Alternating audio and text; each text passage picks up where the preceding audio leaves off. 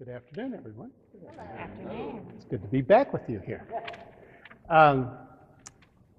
Janice already sort of set the tone in a sense because she said maybe you would talk about your own experience, so I thought I would start there, as good as anywhere. I do have a little bit of an unusual story in that as I was having lunch today with some of your parishioners, I was talking about the fact that why I had some affinity with John Wesley, who I mentioned in my sermon this morning. And the reason is because I am a post-theological training convert to Christianity. And I say that, I don't say that with any pride or any satisfaction.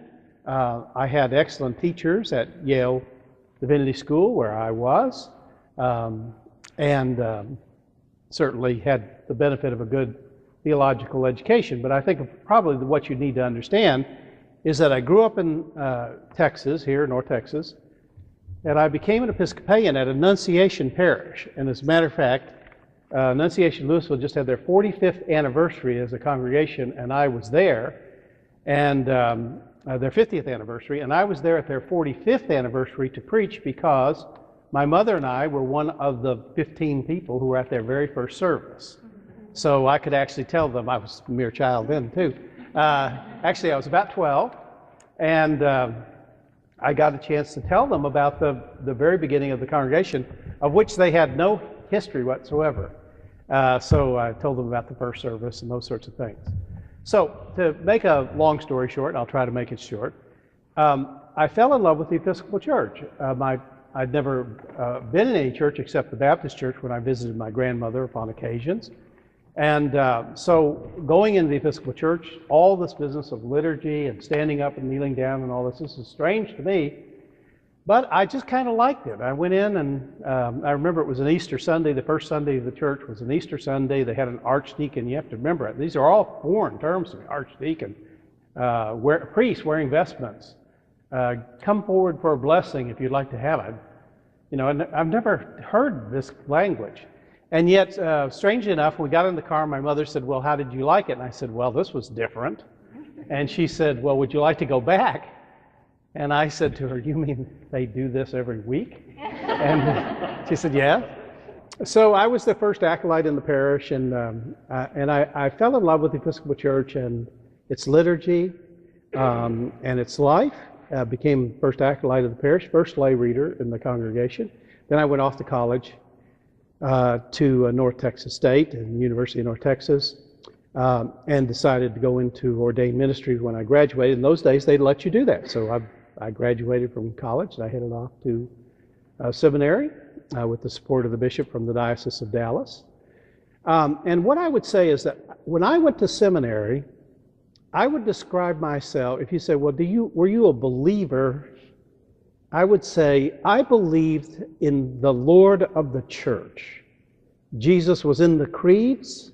I certainly would have affirmed him as the creedal, all the Trinitarian doctrinal things I would have affirmed him as, and simply from that perspective.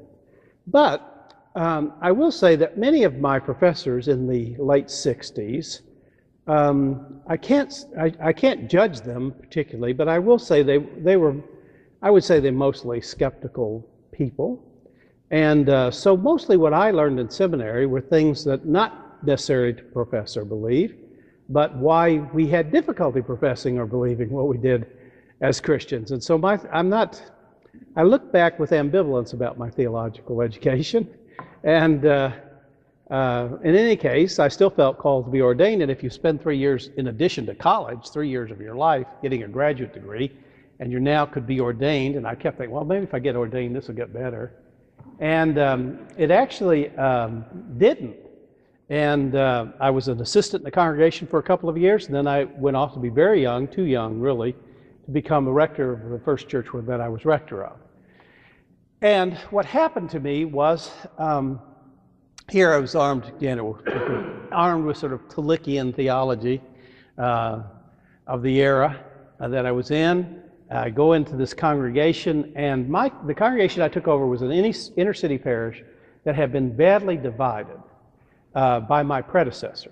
It was largely a blue-collar parish, and remember, this is 72, 73, so back in the early 70s. They hired the previous rector because he was an ex-Marine. And they were all blue-collar folks, and they wanted to have to have a Marine would be a great thing. Only they then discovered, to their horror, that he was opposed to the Vietnam War, was outspoken about it, and suddenly the parish was divided. At a turbulent vestry meeting, he demanded a vote of confidence. He didn't get it. It was like a 6-5 vote. He pulled out his letter of resignation, which he'd already written, slammed it on the table, walked out. None of them had ever never saw him again. So when I went there to be the new rector of the congregation, the bishop said, he said, my opinion as the bishop, you need a priest with at least 15 years of experience, but you can't afford a priest with 15 years experience, so we'll give you Kevin. And he said, we think he has some potential, love him, help him along, and he'll come along, he'll be all right. Well, what do you think the odds of a church that smarting, you know? And the search committee told me they'd healed this breach between them. Well, the search committee had, but they forgot to tell anybody in the congregation how they had managed to accomplish that. So the first visits I made to the congregation, half the people would be saying, how could that man have been a priest of the church? And the other half were saying, that poor man was crucified by this congregation. And so I found myself in the middle of all of this. Now, you have, 1972, remember bell-bottom pants, long sideburns. Imagine me with black hair, long side. So I managed, in about 6 months' time, to pull the whole congregation together. Extraordinary, really. They all hated me. They thought the last guy was bad, but this guy is just terrible. And so I had a very difficult time there. And it made life miserable. And so the ministry began to become, for me, just something that made my life miserable. And so I'd begun the process of thinking about how to lead the ministry and maybe go out and find some other occupation I might like to do. And I was pretty discouraged, pretty depressed, not making much headway in this parish. And the parish, by the way, was built to seat about 500 people. They built a church building in the mid-60s to build, and then the rector left, not the previous one, but another one, left, and they never filled this church. In fact, within a couple of years, they were half the size they were. So when I arrived, about 70 to 80 people would sit in this church building that was built for 500 people, and we would all come together to be mutually depressed together. So this was not exactly the greatest setting for me. And so what happened, to make, again, the long story short, is I met an Episcopal priest who loved the Lord, was joyful, stunned me, surprised me, introduced me to a small pastors group. I'd never been in a group of pastors who prayed together, studied the Bible together. And after several months of being in this group, I began, the way I would have described it is, I was like a kid with his nose to the candy store. I now realize there's something out there that I've been missing. Some personal relationship, something with God, something with Christ, that I knew was there, but I didn't feel that I had access to it. I felt like, well, this is even more frustrating. And so I went to talk to the friend of mine, and he handed me a book, which was actually written by a Pentecostal clergyman. And I grew up in Texas. I knew what Pentecostals were like, rolling in the aisles, filming all sorts of strange people. But because I respected my friend, I said, well, I will read this. And so, ironically enough, being a Yale graduate, what I did is I started page 1 with a notebook here, and I started an ongoing commentary, theological critique of this pastor's words until I got about halfway through the book, when he said, with his ministry and his parish collapsing around him, that finally he'd come to a moment in his life when he realized that the problem he had in his life wasn't the church or the parishioners, but the fact that the ministry had always been something that he saw as his ministry. And one day God convicted him to say, that's the problem. You're the problem, because it's not your ministry, it's my ministry.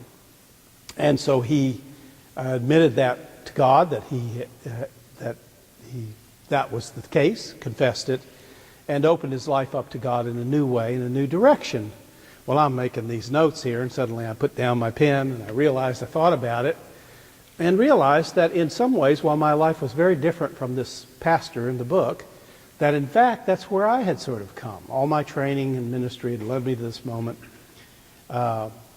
where I was having this miserable time, and finally figured out that probably what I needed to do was find some way, I didn't know what I would have said at that moment, but simply to somehow surrender my life to Christ. And I still remember late one Saturday night, I knelt down in the darkness of the living room of the old rectory we lived in.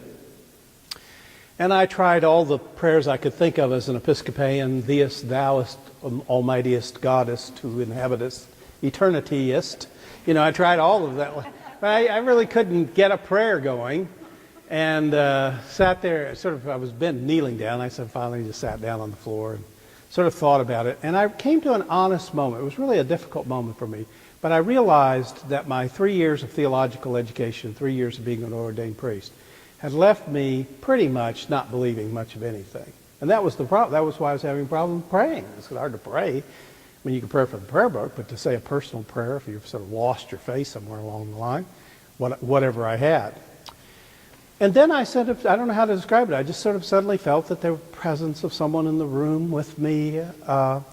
And I had over by the fireplace, we had a little statue of St. Francis. And you remember, I went to Yale Divinity School, so I said to myself, you know, if this statue falls over, if it says anything, I'm just going to check myself into the mental hospital because I'm obviously not doing well. And I heard a sort of voice that said, it's not the statue, it's the prayer. And I sort of knew what that meant. So I got back up on my knees and I started to say over and over again the first line of the prayer of St. Francis. Lord, make me an instrument of your peace. Lord, make me an instrument of your peace. Lord, make me an instrument of your peace. I said it over and over again. And I don't know how long it was, but finally, I just felt suddenly as though someone just put their hand on my shoulders. I felt this radiant warmth, and I felt accepted and loved in a way that I'd never felt it before. And I bore the first fruits of a new life.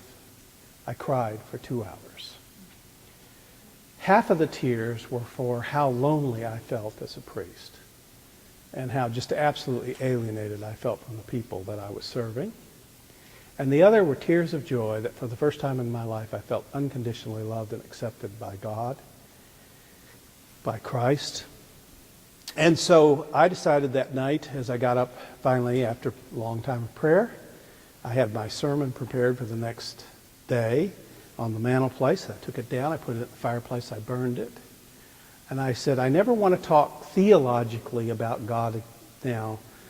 I now know that I am loved by God, and that's the one thing that I want everybody on the face of the planet Earth to know of God's love. You think those people hated me before that? That was a bad... So a couple weeks later, when I tried to explain to people what was going on, one of the vestry members waited around till after the service was over, and he came up to me and he said, you know, Martin, he said, it's bad enough that we brought you here to revitalize this church, at which you have absolutely failed. But he said, I suppose we're going to have to listen to this Jesus junk for the rest of the time that you're here. And I couldn't understand why he was so angry and bitter about it, because, I mean, I'd found something that was genuinely different in my life and had changed me. And so while I've had lots of ups and downs as a clergyman, I've been a priest for 40 years. I had a crisis. I left that parish in turmoil for my own life. But I go back to that moment to say, at that moment I experienced the unconditional love of Christ. And so that was really my sort of movement moment. And I remember I said I was a child of the church. I love the Episcopal Church. And it's funny that in a way that experience kind of put me at